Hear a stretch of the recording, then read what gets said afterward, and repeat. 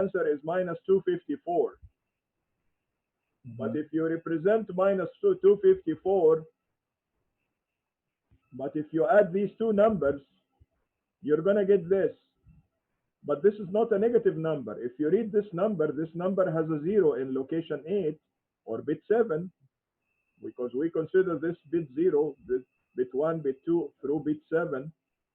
This is a positive number. So the computer is telling us this is a positive number because this bit is 0, but we know that it must be negative because you're adding minus 127 minus 127. So where is the contrast? So this is an overflow situation. The computer gives us a result which is different from our human expectations. Well, that's an overflow. And now if you dig behind it, we can apply the general rule. The two carries are different. Is there a carry from bit 5 to bit 6? No. There is no carry. Okay? The two most significant carries, uh, carry uh, from bit 6 to bit 7. 0 plus 0 is 0. All right, so carry from bit 6 to bit 7 is 0. What about from bit 7 to the higher one, the eighth one, as you say, is Yeah. 1. 1 plus 1 is 0, and we carry 1.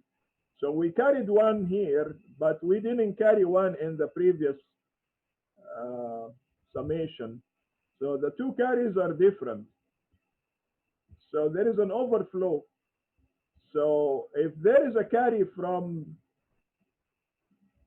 bit 7 to the carry bit, and there is no carry, if the carry from bit 7 to the higher bit is different from the carry from bit 6 to bit 7, that means there is an overflow.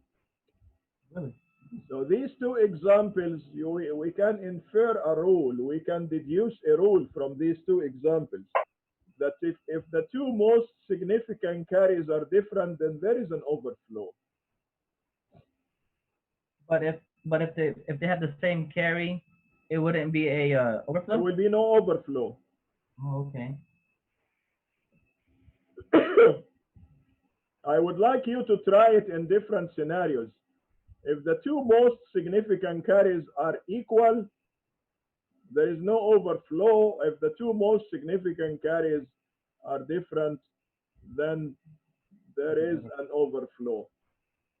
Hmm, okay. And this rule is explained mathematically. Uh,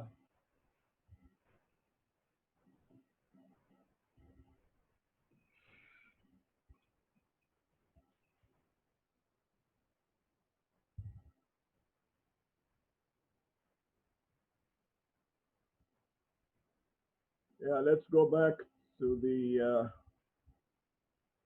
main chapter.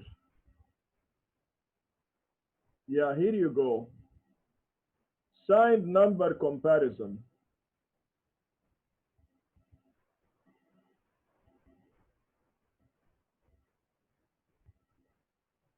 Yeah,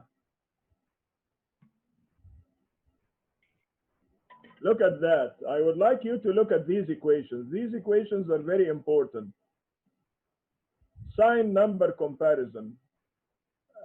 The branch condition instruction is used to, okay, signed number and different signed numbers. If in unsigned numbers, what counts is the C and Z flags. In signed numbers, you have to incorporate the V flag. V flag is coming into place here for the first time in this course. This is the first time in the course we talk about the V flag and how is it being utilized. As a matter of fact, the full utilization of the V flag is done by those who are designing the microprocessor. We are not designing the microprocessor in this course. We are using the microprocessor. We are trying to apply to use the microprocessor in different situations, but we are not designing the microprocessor itself. The name of the course is Microprocessor Principles and Applications. It's not called microprocessor design. There is a difference. There is a big difference, but they are all different philosophies in teaching microprocessors. But this course is actually uh, what you need in real life is how to use the microprocessor in electrical engineering. So for example, now what happens to the V flag? If A is greater than the value, then you have to say that V exclusive or the N or Z is equal to 0. You're talking about signed arithmetic now. Well, in case of signed, let me start with the easy one. When A is equal to the value and you're comparing A with the value, well, the result is 0 in the accumulator. So the Z flag is going to go to 1. That's easy. Everybody knows it. All right. If A is less than the value, I'm starting with the easy stuff. If A is less than the value, if you're subtracting A minus some value, if A is less than a value, well, it says that you have to have V exclusive or N equal to 1. It's not sufficient to say that N is equal to 1 because N is equal to 1. The most significant bit, I mean, the N flag is sensitive to the most significant bit. And the most significant bit could be deceiving. The fact that the most significant bit is 1 does not necessarily mean that the number is negative. It could be deceiving. The number could be positive, but there is an overflow. So you don't take that result. So the condition here is for you to rely on the most significant bit is that there is a no overflow. You have to trust the validity of the most significant bit first by checking the overflow before you're making a judgment about the nature of the problem. You cannot say that the result is negative because the most significant bit is 1. Well, how do you know? Maybe the result itself is in error and there is an overflow, and that's why. So the overflow caused the error. But if you guarantee that there is no overflow and the most significant bit is 1, then yes, the result is negative and N is going to be equal to 1. So the condition for you to trust that N is equal to 1 is that V is also different from 1, that there is no overflow. If there is an overflow, V is equal to 1. But if there is no overflow, V is equal to 0. So N will dominate. Right. See? If there is no overflow, V is equal to 0 and N is equal to 1. So the exclusive OR of V and the N is going to be 1. So we trust that N is equal to 1. But if N is equal to 1 and V is equal to 1, that means there is an overflow. The exclusive OR of V and N is going to be 0 because this is 1 and this is 1. So it is 0. So we don't trust the result to be negative unless we make sure that there is no overflow. But if there is an overflow, we cannot rely on N being indicative of the negativity of the answer.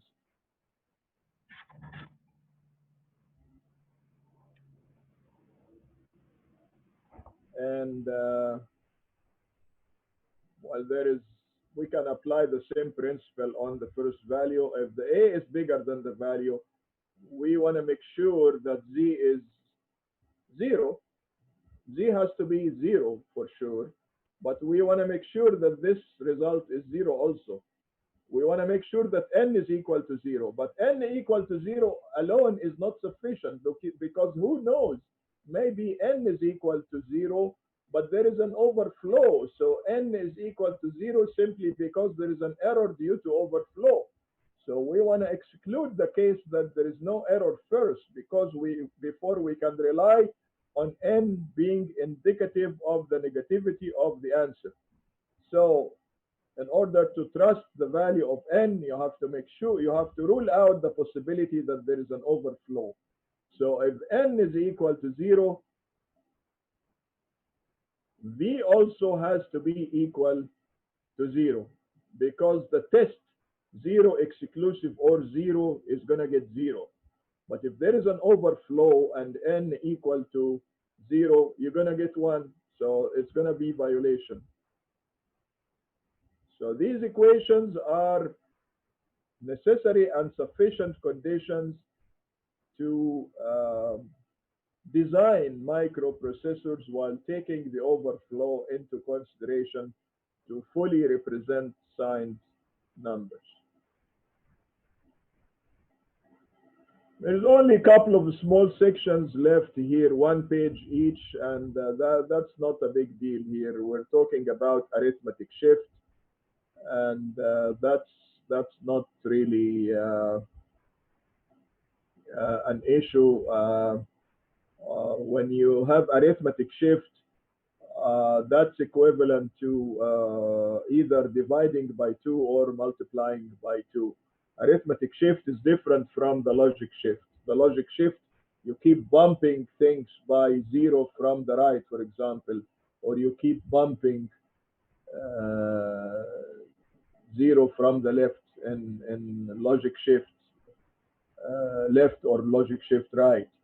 But in arithmetic shift, when we have a number equal to minus 10 and we shift it right, it should result in minus 5, because shift right is equivalent to division by 2. Likewise, if you have a number 5 and you shift left, it's going to give you minus 10, because shifting left means multiplication by 2. So there is a major difference between arithmetic shift and logic shift, as demonstrated by these examples.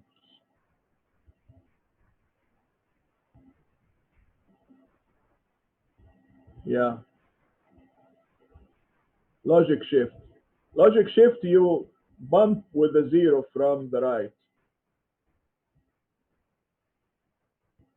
That's the difference. Well, I think that's it as far as chapter 5 is uh, concerned. And it is a heavy chapter, and it is actually considered the center of the course. This is the middle of the course, and uh, uh, I wish you good luck. I think you will be able to solve the corresponding homework. Let me have a quick look at the homework situation here.